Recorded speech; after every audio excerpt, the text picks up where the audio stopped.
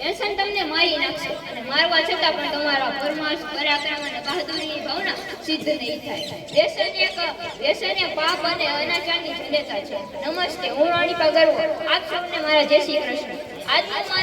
આજનો મારો વિષય છે વ્યસનની ગુલામી અને યૌવનની અધોગતિ।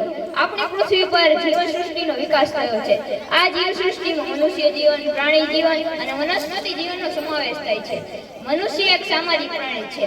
તે સમાજમાં પોતાનું ઘર, કુટુંબ, ગામ અને આગળ જતા પોતાના દેશનું ઘડતર કરે છે।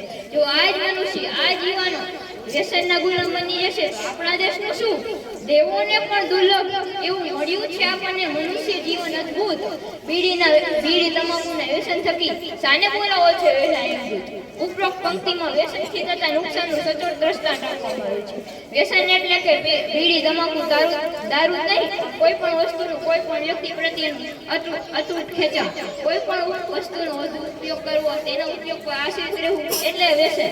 જે વ્યક્તિ આ વ્યસનમાં સપડાય છે તે જલ્દી નાશને નોતરે છે। આજકાલના યુવાનો બીડી, તમાકુ, દારૂ વગેરેના વ્યસન કરતા હોય છે અને આજના મોડર્ન યુગમાં એક નવું વ્યસન એવું છે મોબાઈલનો વધુ પડતો ઉપયોગ, ઓનલાઈન ગેમ્સ। જેમ જેમ ટેકનોલોજી વધી રહી છે તેમ તેમ વ્યસન પણ ટેકનોલોજીકલ થવા લાગ્યું છે। તમને થશે કે મોબાઈલ પણ એક વ્યસન છે?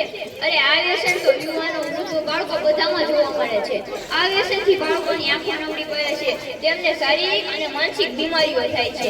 આ વ્યસનથી બાળકોની આંખો નબળી થાય છે અને આજકાલના યુવાનો ભગતસિંહ ગાંધીજીને પોતાના આદર્શ માનવાની જગ્યાએ આ ફિલ્મ ઇન્ડસ્ટ્રીમાં કામ કરતા હીરાઓને પોતાના આદર્શ માને છે અને આ હીરાઓ થોડાક પૈસા માટે બીડી, તમાકુના એડ કરે છે। જે એડથી પ્રેરાય આજનું આ યુવાધન વ્યસનમાં સપડાઈ જાય છે।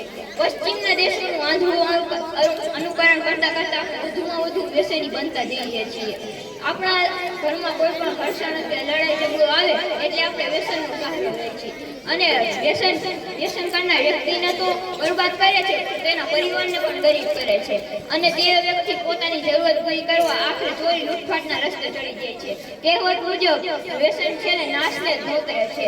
અરે કોઈ વ્યસનને જઈને પૂછશે કે તે કેટલા સંસાર બગાડ્યા તો તે કહેશે જેટલા ગગનમાં તારાની સંખ્યા। વ્યસનના કારણે આપણા ભારત દેશમાં લગભગ દર વર્ષે 10 લાખ લોકોનું મૃત્યુ થાય છે અને નુકસાનની વાત કરીએ તો અમેરિકા દેશનો 1990નો આંકડો, તેમણે હજારો ટન અનાજનો દારૂ અને બિયર બનાવવા માટે ઉપયોગ કરી નાખ્યો અને જો આ જ અનાજ ગરીબોને આપવામાં આવ્યું હોત તો આજે કોઈ ભૂખ્યું ન રહે। વ્યસનથી મુક્ત થવા માટે આપણે સરકાર દ્વારા ચાલતા વ્યસન મુક્તિ કેન્દ્રનો સહારો લઈએ। ઘર પરિવાર બચાના હે, નશા મુક્તિ અપનાના હે। અસ્તુ, જય ભારત।